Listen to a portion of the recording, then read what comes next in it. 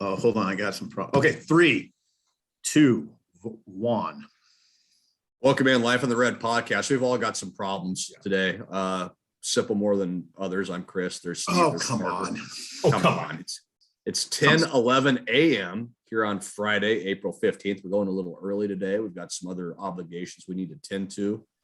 We're going to talk some spring ball, kind of wrap that up. Some questions that we need to answer looking ahead. We'll talk a little recruiting. We'll talk a little baseball. We'll get you out of here. We'll keep it tight here on a Friday for you. We know you have a lot of plans. We don't want to keep you for a long time. So let's get right into it. The spring game was last Saturday. We didn't learn a whole lot. My dog's hacking up a lung right now. We've all got problems. We all got problems. Didn't learn a whole lot, especially in the first half with the format. I guess I'll turn it over to the experts here. You know, coming out of what we saw on Saturday, what are maybe some questions that you guys have that you guys want to get answered going forward here? Go ahead, Pete. Yeah, I mean, obviously there's a lot. I don't know how many of the questions we went into spring ball with, or more pertinently, the coaching staff went into spring ball with, have been answered just lock, stock, and barrel. And that's probably to be expected to some degree because of the amount of change that's happening in the program. Like, I think obviously we talk a lot about 4 offensive coaches and all of that, but the thing that I keep thinking this, and I think it's really true. Like, you're talking about 4 new coaches and a new play caller on offense with a new quarterback and a bunch of new guys who you're counting on for production. You're talking about probably up to 7 new starters on defense. And you're talking about a new guy in charge of special teams and sort of a revamped approach on that, not to mention new specialists across the board. So like there's a lot of change. And I just think it's sort of, I mean, you can go as macro or as micro as you want on the questions that are left. How is the offensive system going to sort of pull together here now over the summer after a spring that was heavy on install and light on, fine detail? How are they going to supplement the depth on the defensive front? What kind of jump is the offensive line really going to make once games start? I think there's a lot of questions left. We learned some over the course of spring ball, or we think we learned some, but there's plenty of work left to be done before they get on the plane to go to Ireland. Yeah, here's what I find fascinating. Think about this now. Think about the early spring and how much the conversation now contrasts, and how much like even the facial expressions and mood contrast. So early it was what? Oh, this is cool. Look at all these new dudes. It was exciting, right? There's we talked about an injection of energy. Okay. Now what's happened, as in my mind, as the spring has gone on, there's a reality that's set in, and it's not quite as fun. It's not, oh man, this is new and exciting. Now every day that goes by that approaches August 27th, the tension increases. And I think it's increased. I think after spring ball that everybody understands, whoa, this is, you just went through it all. I don't even need to go through it. You just went through it. That's a lot.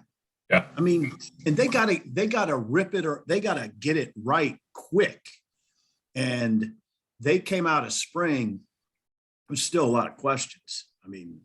So God, my God, my first 2 weeks, not my first week of August, those first 2 weeks of August in camp, I feel like they have to be the best 2 weeks of Scott Frost's life. Yeah.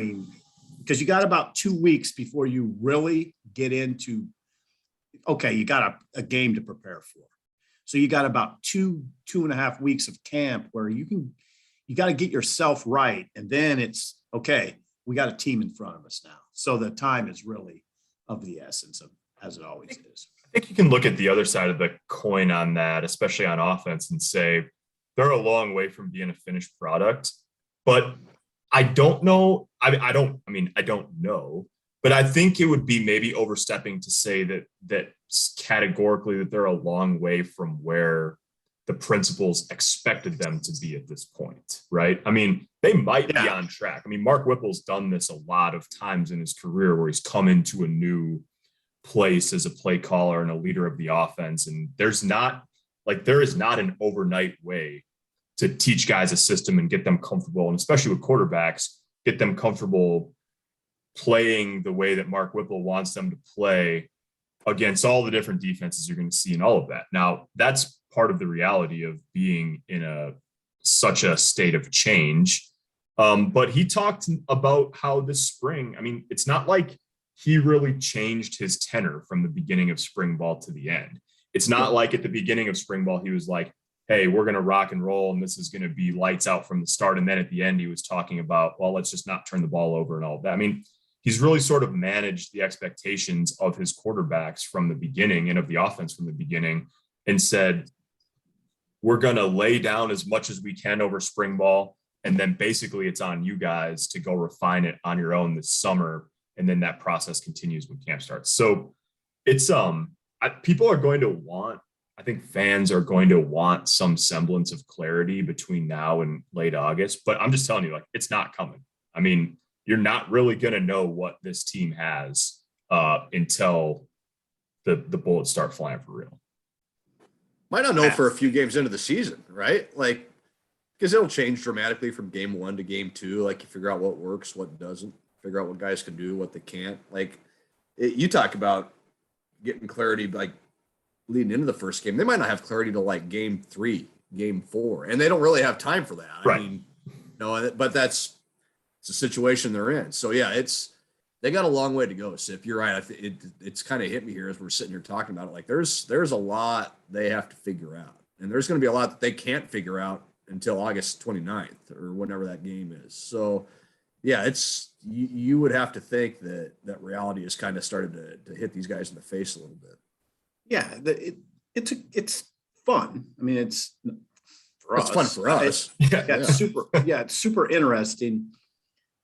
And the summer months before August are critical too. And it's hard to get a real good handle on that picture. I know it won't be, hey, the coaches aren't just going to say, okay, guys, just go do what you do. We'll see on July 31st. It can't be that. They'll work with them. I think they get 20 hours a week with them. If I were them, I'd push that. And I would, keep close tabs on what's going on. I think they have to use the summer as almost like you have spring camp and then you have the traditional fall camp. I would treat it like, okay, we're going to have a kind of a summer camp too here that is unofficial. I don't remember the exact rule, Sipple, but I think it's 8 hours a week. 6 of them in the weight room and then 2 of them. Yeah, 20 is actually what they get now. You're right. Yeah, right. 8. God, 8. It's got to be. Yeah, that's not. But the thing about that, they should just flagrantly break the rules. Is probably. I would flagrantly push it to about 18 to 20. Yeah. But what they do. 36. Yeah. Just I would encourage no summer classes. What are you doing in summer? Or at least don't go. At least don't. If you can be in summer like classes, sign up for the classes and just don't go. We'll have some people take the test. Just have someone else do the work. That's never backfired spectacularly for any program at any level of college athletics. They got to have NIL money. You can hire somebody to do your work now. Just do that. And if you don't have the money, we'll just give you a little bit. It's fine. It's fine. Try to get the analysts involved in terms of the on-field coaching and just. I do think what ends up happening though is that like that's part of the reason why, especially on offense, they structured the spring the way they did. Right, is to give the guys who are going to be leaders on offense as much of a baseline knowledge of the sort of core tenets as possible, so that they can work on their own on that stuff and have what Mark Whipple called a library of film and information to try to build off of over the summer. And then they can spend as much time. I mean, if you're Casey Thompson or if you're Trey Palmer or if you're Monty Grimes or Heinrich Harburg, you can spend as much time as you want in the facility over the summer.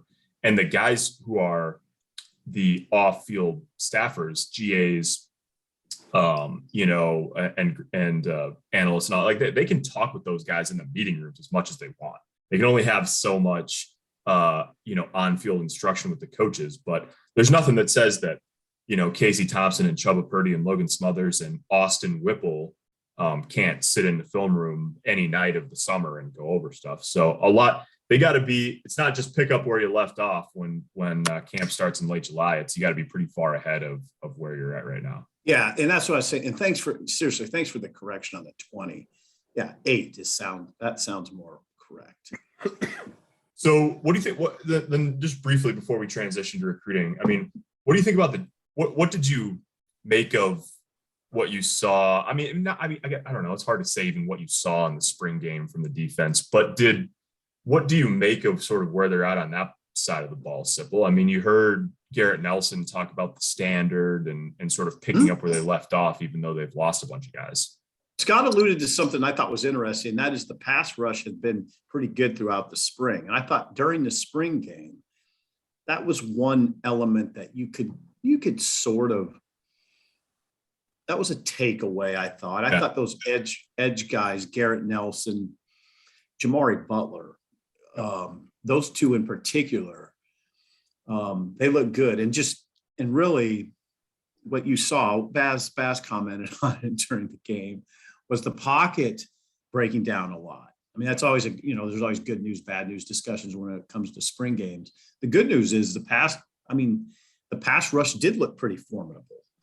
And Scott said he alluded to that being a constant during the spring. So that's one takeaway. And I do think, that's without O'Shawn Mathis. I mean, if you add O'Shawn Mathis and that part of the TCU, former TCU player who's in the portal, if you add that, and maybe that even looks better than it did on Saturday. But Garrett Nelson, I think, has become a pretty good player. I think he's made himself into I'd say a good to good plus Big Ten player. And that's one big takeaway. You get Casey Rogers back too, healthy over the summer. And one of the things that they've talked about for years, and I've talked to Casey about this too, is like, it's one thing to have, you got to have edge rushers, but man, the best, watch the NFL any given weekend, like the best pass rush units, they get pressure from the interior too. Yeah. And so that's where, when they, so dudes. Yeah, you just got it. Yeah. So that's where, it's good to have that, sort of seems like a budding core of edge guys, and maybe a nice, set of 4, or if you get O'Shawn Mathis, 5 that can go a little bit from the edge. And then one of the questions that I think is still unanswered is, what does that interior defensive line look like? You're going to get Casey Rogers back, but you're asking a lot of him and Ty Robinson. Nash Hutmacher got a lot of penetration, looked like a big, strong, explosive guy during the spring game, but you've also got it's a tough duty to be a young guy. And it's one thing to push a guy in the backfield, then you got to make a play, or you got to make it count. So that progression, we've talked about it a lot, but that's going to be key, I think, right? They've got some talent. They've got some depth at the linebacker level. They've got talent and competition, if not clarity, in the secondary. But man, you got to find a way to be good at the line of scrimmage if you're gonna be a solid to good Big Ten defense.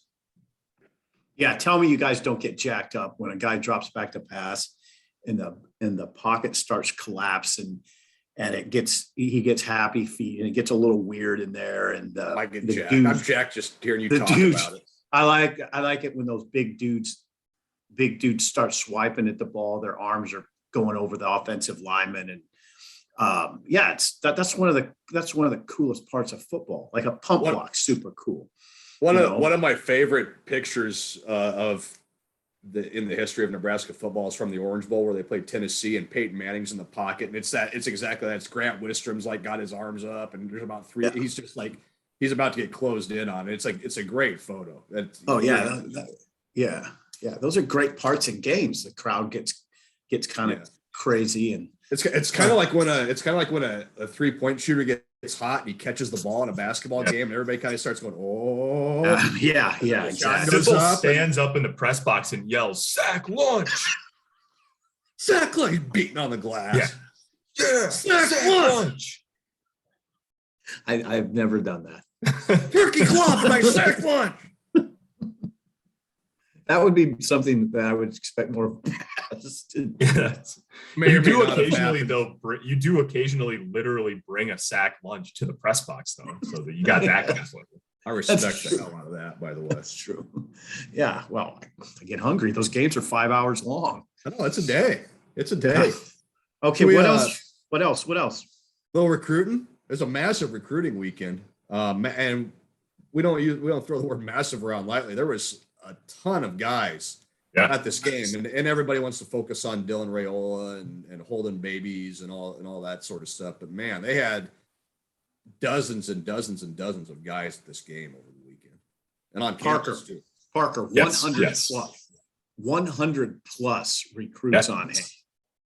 Yeah, it was a huge. Yeah, there was just in terms of volume and in terms of quality. Honestly, I mean, they had big groups of players that have scholarship offers from Georgia, from Chicago, from Louisiana. They had almost every signee, I think, that is already in the program, but isn't here for spring ball. So you're like guys like Dakotas Crawford, Janiram Bonner, Emmett Johnson, the running back. So yeah, sort of across the spectrum. O'Shawn Mathis, who we've already talked about, was the lone official visitor. He subsequently said he'll be making his decision at the end of April, probably between Nebraska and Texas on that. The two schools we know he's visited this spring. Nebraska, his only official, took an unofficial to Texas a few weeks ago.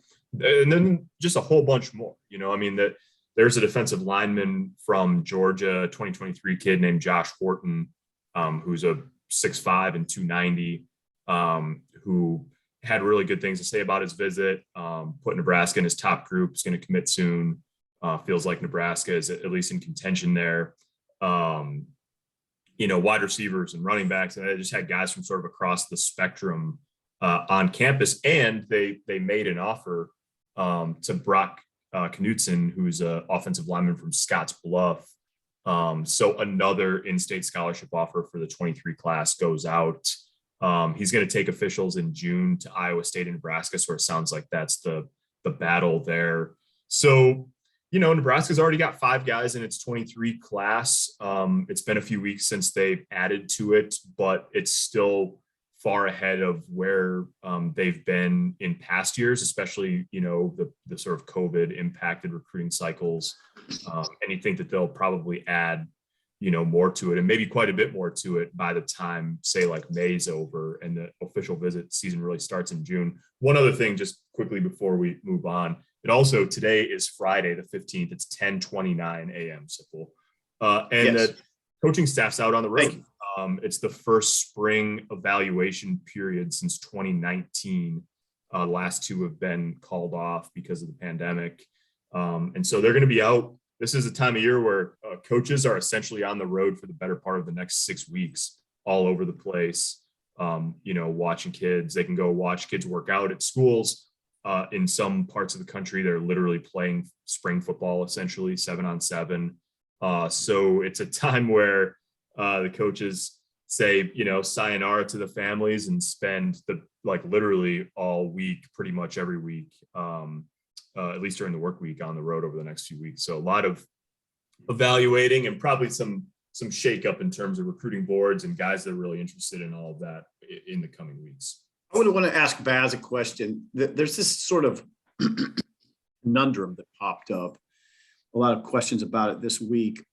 We mentioned this 100 plus recruits on hand. Trev talked about all these alumni on hand for the spring game.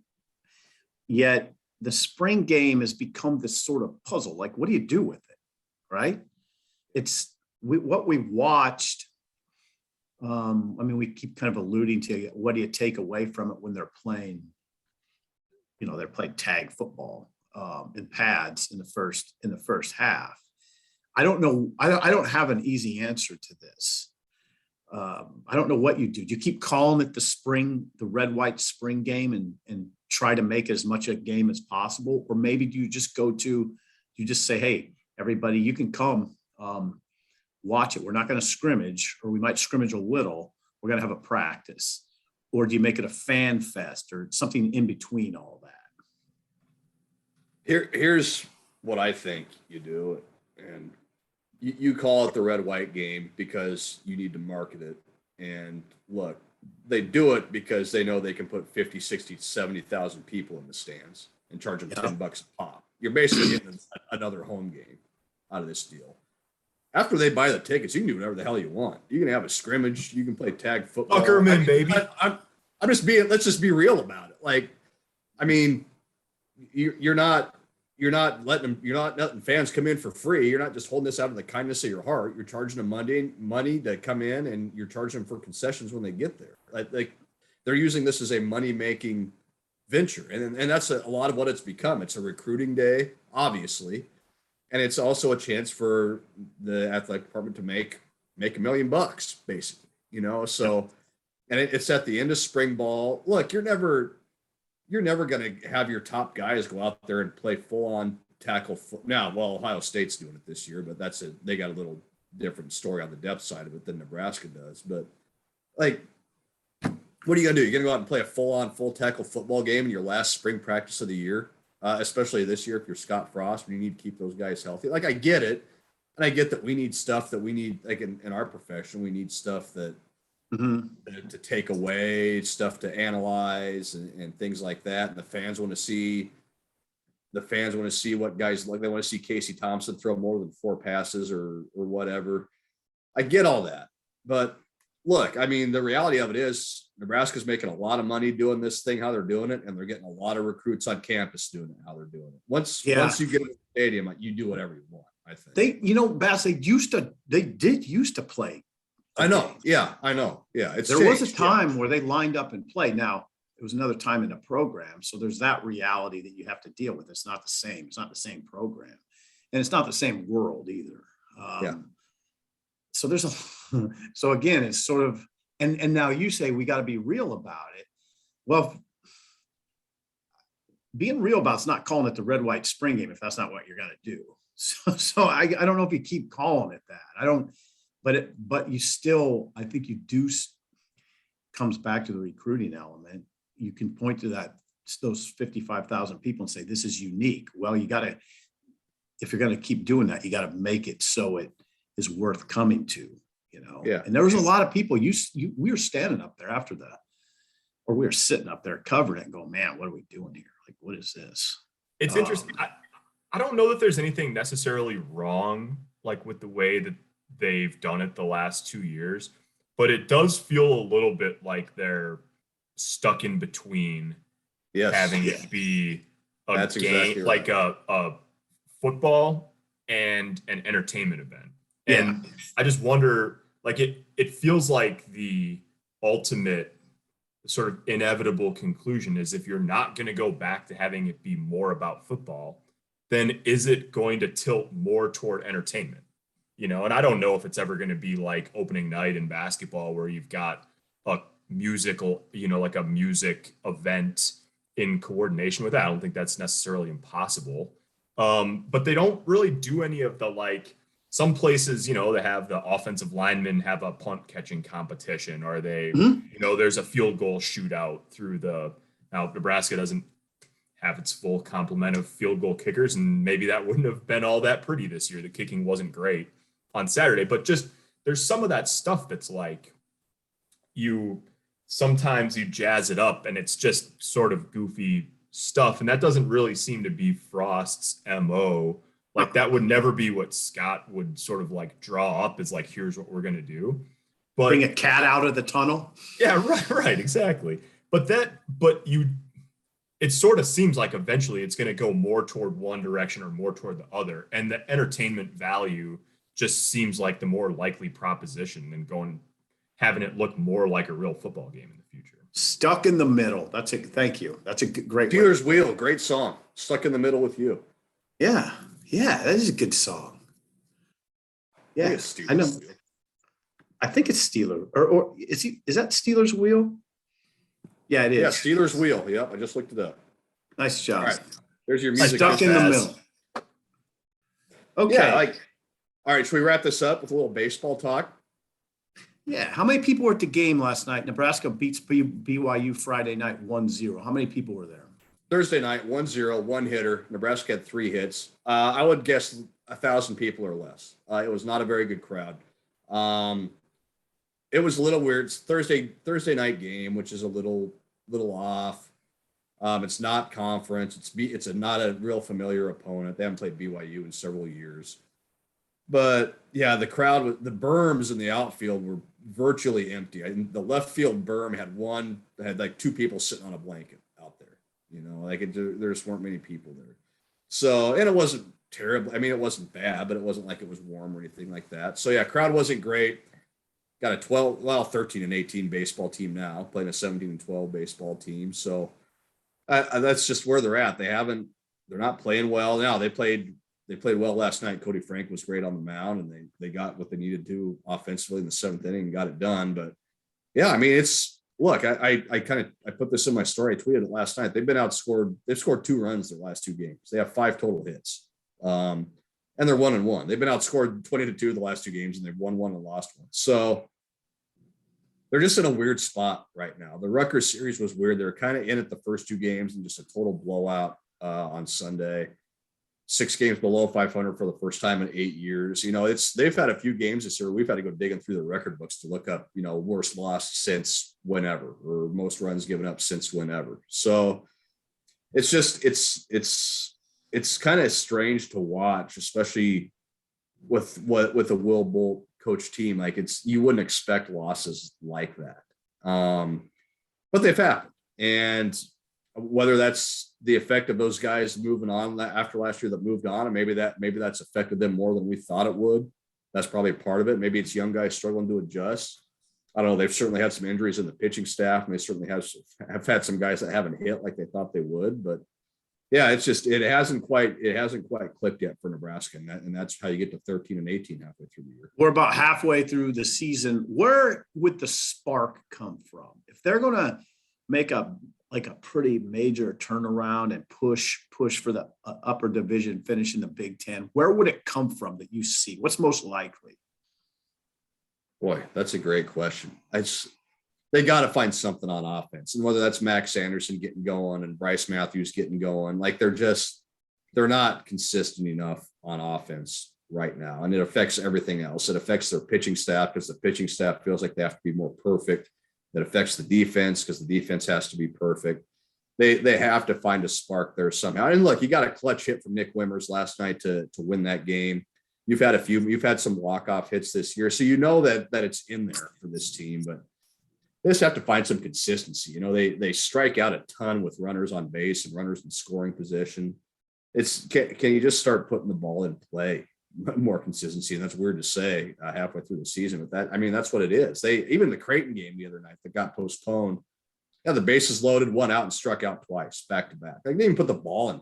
It's stuff like that. So if they can find a way to just get that going, and look, in the Big Ten, they might be able to. Big Ten is not very good this year. I think Rutgers is pretty good. I think Maryland's pretty good. Outside of that, there's nothing there that really scares you, I don't think, if you're Nebraska. So they could do this because the level of competition they're going to face isn't going to be real good. So they're going to have some opportunities. We saw what they did at Ohio State a couple of weeks ago. They're going to have some opportunities to do that. Now, can you do it on a consistent basis, weekend to weekend, and build some momentum? I think if you can do it a couple of weekends in a row, they're going to build some confidence, and that's really going to help them more than anything. That is, yeah, the Big Ten. It's terrible. Probably is it? It's terrible. They're the 9th ranked conference in the country in the RPI right now. Think about that. Okay. They're below the West Coast Conference. I think they're behind the Valley. Yeah, like they're just not very good. Like, well, your defending champs 13 and 18. Indiana's down. Michigan's down. Like the teams that have been at the top of that league are down this year. Right. Now, here's the key. The critical discussion. And it's really interesting how this has swung. The Big Ten tournament in Omaha, Nebraska's got to finish in the top 8. I think they're tied for 7th right now. Now the disaster is not reaching the tournament that you host. And I think Bolt, he's stayed pretty upbeat, at least with his comments to the media. And I think he has to. You have to have that in the back of your mind. You got to do whatever you can to get your team to that tournament. Well, And that's what he said. Outside of hosting a regional, he said all their goals are still intact. They can still win the league. They can still get the Big Ten tournament. If you win that, you're going to a regional. And it's like I said, that anybody can win that tournament at this point, from what I've seen. So yeah, it's not like the season is over by any means. Has it been disappointing? Yeah, absolutely, it's been disappointing. You talked before the season about wanting to host a regional, and that's out the window halfway through the year. There's no chance they're going to host a regional. So now it's about, okay, we can still win the league. We can still win the league tournament if we find a way to turn this thing around over the back half of the season. And look, you have a good weekend this weekend against BYU. You win 3 out of 4. Maybe you get all 4 of them. Beat North Dakota State in the midweek. All of a sudden, you're close to 500 again. You're going and playing at an Indiana team that hasn't been great. So bottom of the Big Ten. Yeah, there's going to be plenty of opportunities there for Nebraska to turn this thing around, just because the strength of the schedule that they're going to play is not going to be very good. All right, so you got a game tonight. Oh, two games. Double. 2 p.m., 5:30 p.m. Double header. Then they'll play one game Saturday. They don't play on Sunday, of course, because it's Easter, and BYU doesn't compete on Sundays, so they'll wrap it up Sunday afternoon. Okay, well, take Easter off. Hey, thanks. I might. Paint some eggs. Paint some eggs. I don't even know. Don't you do that? We probably will this year. We got a little guy at home. He'll probably a little guy. You should teach him how to do that. Maybe we will. Maybe we'll do that. Palmer's just like a prodigious egg painter. Yeah, it turns out it's like Fabergé. It's like Fabergé egg art, like weirdly, like just right out of the chute. Palmer Picasso. Yeah, Picasso. All right, guys. Okay. Let's wrap this baby up. It's starting to get weird. Thanks for tuning in. We'll keep it nice and tidy for you. We'll talk to you next week. Thanks for watching.